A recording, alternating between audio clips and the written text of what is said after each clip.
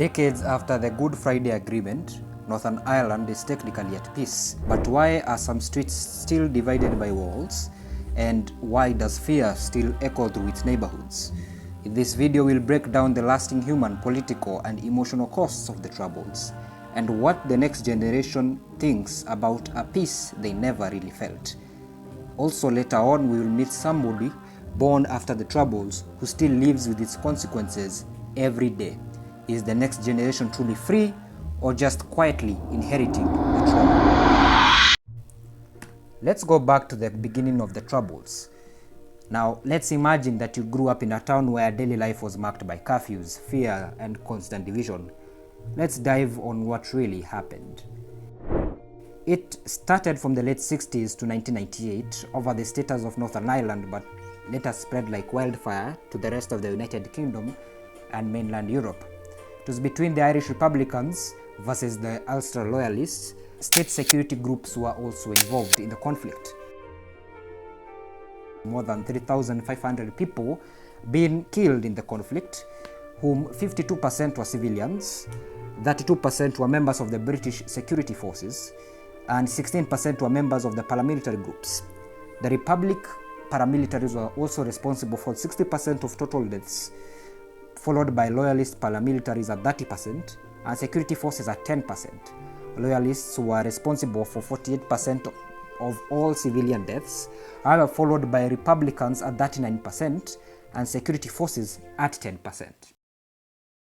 The Northern Ireland peace process led to paramilitary ceasefires and talks between the main political parties, which resulted in the Good Friday Agreement of 1998.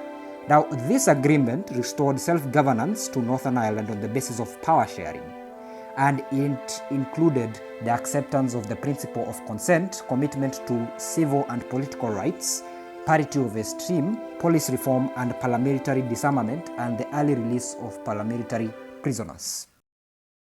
Even after the peace agreement, divisions remain. In fact, some areas of Northern Ireland are still physically separated by peace walls.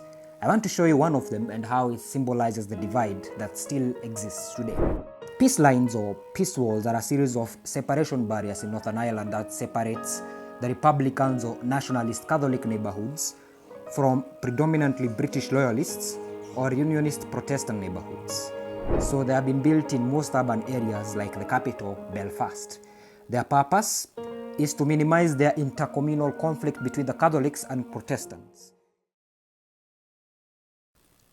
Now let's look at the next generation, those who didn't live or were born during the Troubles but are still affected by them today.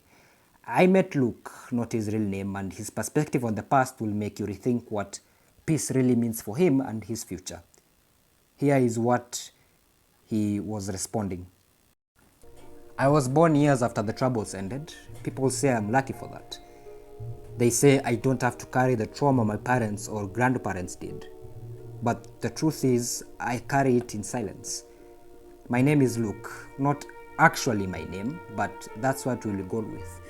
And I grew up in Belfast, not the one you see in tourist advertisements or Instagram photos, but the real one, where certain neighborhoods still have walls, peace walls.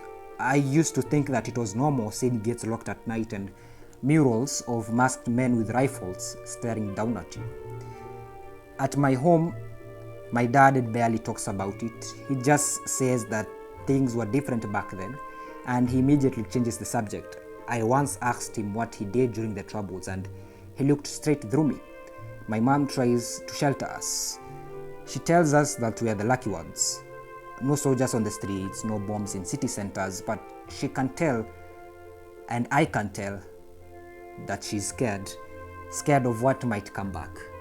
In school, we had history classes, but they barely touched on it. It's just a few paragraphs in a book, some mentions of Good Friday and ceasefires, but nobody talked about the fear, the bitterness, and the division. They gave us peace like it was a fact, not something fragile.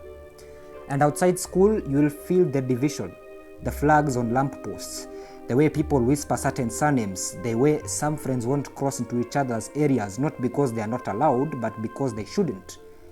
I am 19 years old now, and sometimes I feel like I live after the aftermath of something that's still ongoing, but everyone is too tired to say it out loud. I want peace, real peace, not the one people just keep their heads down and avoid talking.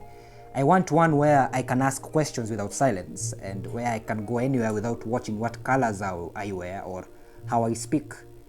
Because I don't want to talk about it, or if we don't talk about it, if we pretend it's all in the past, then are we really building for our future? If you had fun and saw this video being good and entertaining and informative and impactful to you, check out my video on the story of the East African community. Like and subscribe. See you then.